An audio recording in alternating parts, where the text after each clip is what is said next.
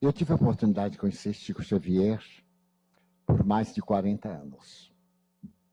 Quando foi propagada essa ideia, me chamou a atenção a maneira pela qual foi propagada. Chico Xavier era muito discreto e, que eu saiba, nunca fez revelação de natureza profética.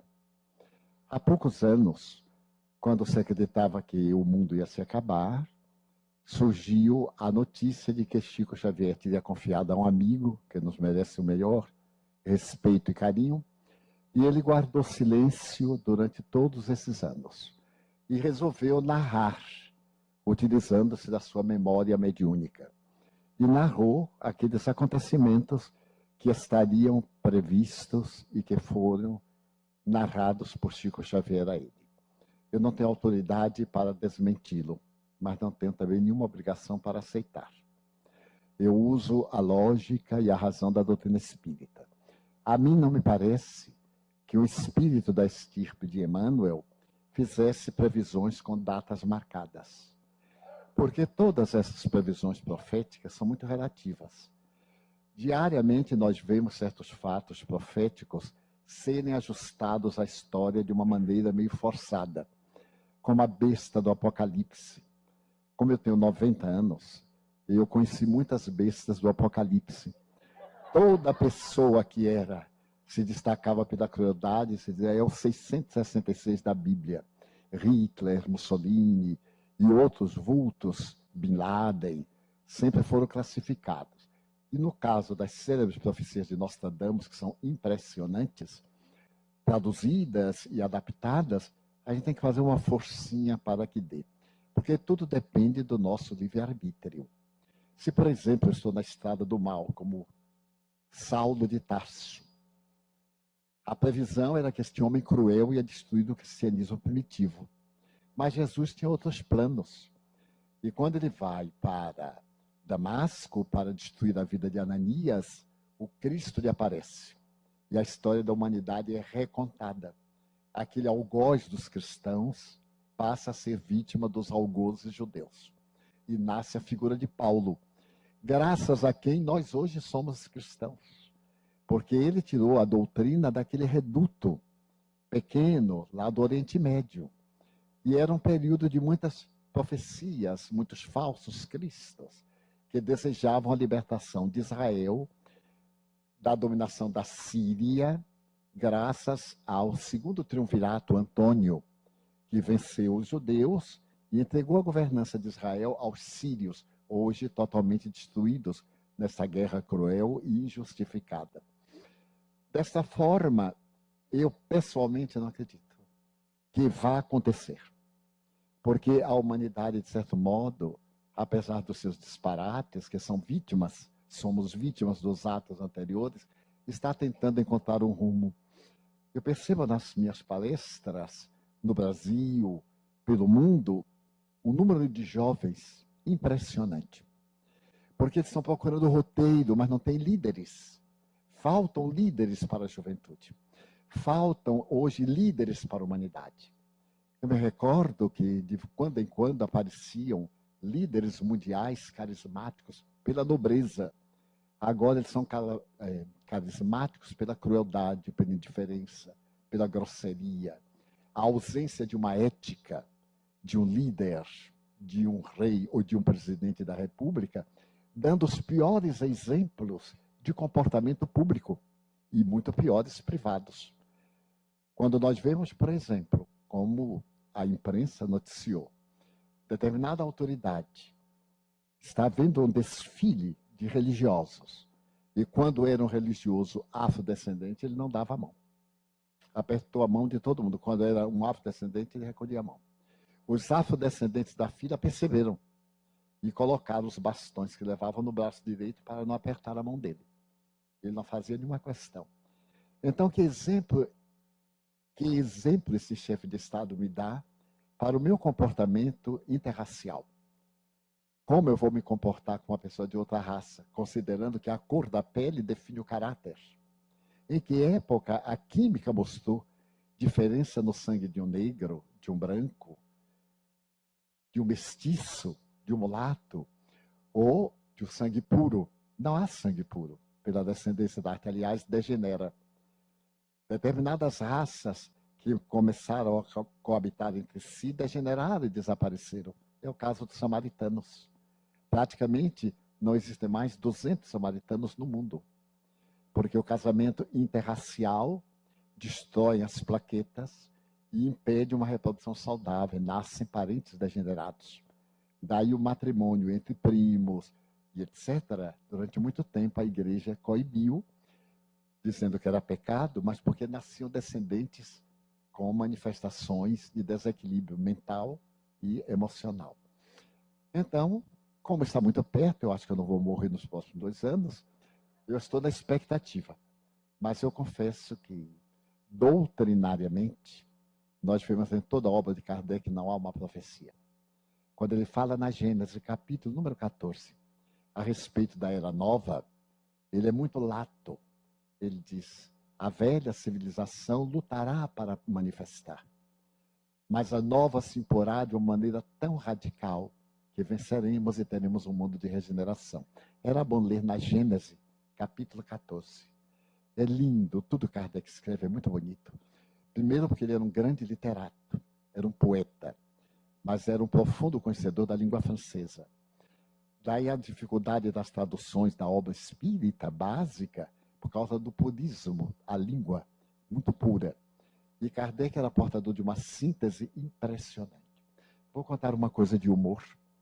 Quando me tornei espírita, eu era médium. Aí comecei a receber, frequentar as sessões e pensei que ser espírita era isso. Certo dia me apareceu um espírito e me disse, olha, Edivaldo, você agora tem que estudar o espiritismo. Estudar. Eu disse, pois não, e o que é que eu faço? Leia o Livro dos Espíritos. Eu então comecei a procurar, morava no interior, Feira de Santana, e não encontrei. Depois de muito tempo eu encontrei o Livro dos Espíritos, mas era um livro grosso, não tinha uma figura. Naquele tempo tinha gibi, guri, Globo Juvenil, e eu adorava as histórias em quadrinho.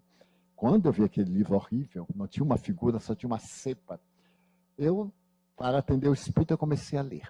Li a introdução, fui muito bem, mas daí a pouco, o capítulo chamava-se Prolegômenos. Eu digo, Ave Maria, o que será isto?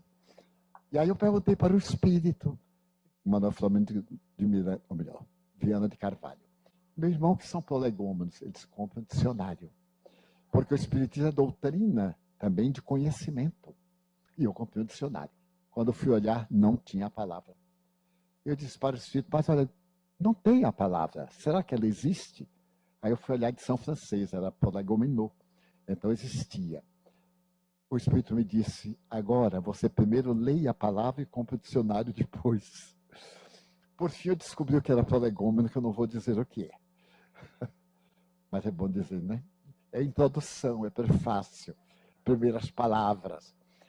Mas aí, em 2 meses eu li o livro. Quer dizer, fui saltando, aquela letrinha miúda, horrível. Fui saltando. Muito bem. Quando eu terminei, eu perguntei ao espírito, e agora, que livro eu leio? Agora leia de novo o Livro dos Espíritos. Aí eu li por uma questão de honra. E achei Kardec simpático. Mas engraçado, ele fazia perguntas que eu tinha perguntas. Ele era tão inteligente quanto eu. Não era o contrário. Aí demorei mais de 1 ano. Memorizei algumas e disse ao espírito, olha, agora eu já li, o que é que eu leio? Estude o Livro dos Espíritos.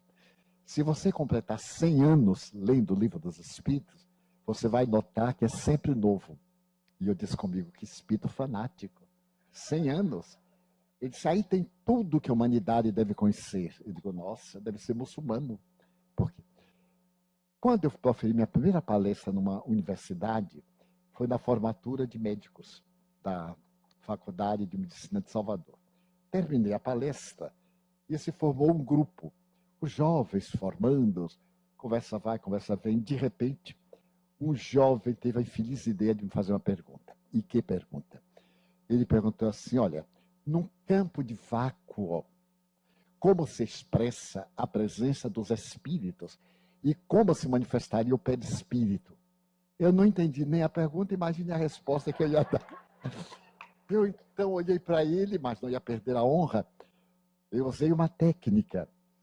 toda vez que faz uma pergunta que ele não sabe, a gente devolve a pergunta. Mas com dignidade. O que é que você pensa? Aí a pessoa tem que dizer qualquer bobagem, né? E a gente fica livre. Eu digo, bem, é um caso bastante complexo, mas o que é que você quer dizer? Ele aí falou lá, eu enrolei e me vi livre. Não disse nada, me vi livre e fiquei com aquilo na cabeça. Eu digo, mas o que será isto? E falando ao amigo, ele disse, é física quântica, Divaldo. Eu digo, o quê? Física quântica. E o que será física quântica? Quando me apareceu o espírito Viana de Carvalho, eu narrei, eu digo, o senhor me enganou. Há mais de 20 anos que eu estudo este livro, sei quase todo de memória, e agora vem um rapaz, um garotão lá, e me embaraça com esse negócio de física quântica. Allan Kardec não fala em física quântica. Ele disse, não fala. Não fala, de valor que não havia, nem a palavra. Não existia a palavra quântico.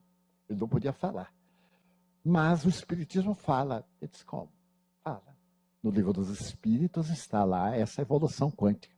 Eu digo, de maneira nenhuma. No que eu li não está, o Espiritismo está. Peguei o livro. Eu peguei o livro. E ele me disse, olhe na questão 540. Aí eu me lembrei da danada da questão. Assim, tudo evolve a natureza. Desde o átomo primitivo até o arcanjo.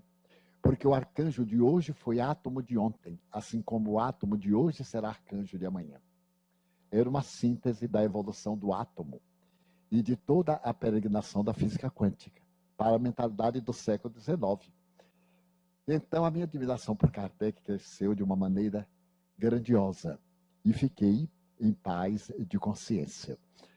Então, nós vamos encontrar na nossa doutrina as respostas para todos esses problemas de natureza perturbadora.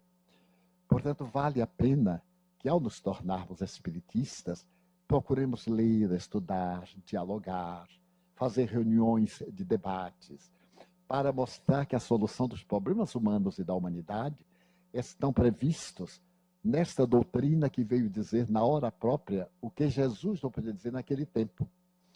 Como é que ele poderia falar de embriogenia? Como ele poderia fazer abordagens com um dialeto? Ele falava um dialeto de palavras reduzidas. Na língua portuguesa, somente os verbos da primeira conjugação, cujo exemplo é amar, nós temos 10.000 verbos. No dialeto que ele falava, não existem 10.000 substantivos. Daí a mesma palavra era usada com várias significações. E as significações eram entonação verbal, porque não havia praticamente a escrita. A escrita era privilégio de alguns. Daí muitas vezes nós vemos, e aquele que não odiar pai e mãe não será digno de mim. Amai a vosso pai e a vossa mãe. Está errado, tem um paradoxo. É que o verbo odiar é também gostar menos e não detestar. É como a palavra manga na língua portuguesa. A manga do casaco. A manga, fruta. A manga de capim. A manga de zombaria, o verbo mangar. Eu estou mangando de você, estou zombando. Tem 5 significados. Então a gente só vai entender pela frase. Nunca poderá entender verbal, literalmente, por causa da sua amplitude. Dessa forma, nós podemos constatar que o Espiritismo veio como consolador para realmente libertar-nos da ignorância.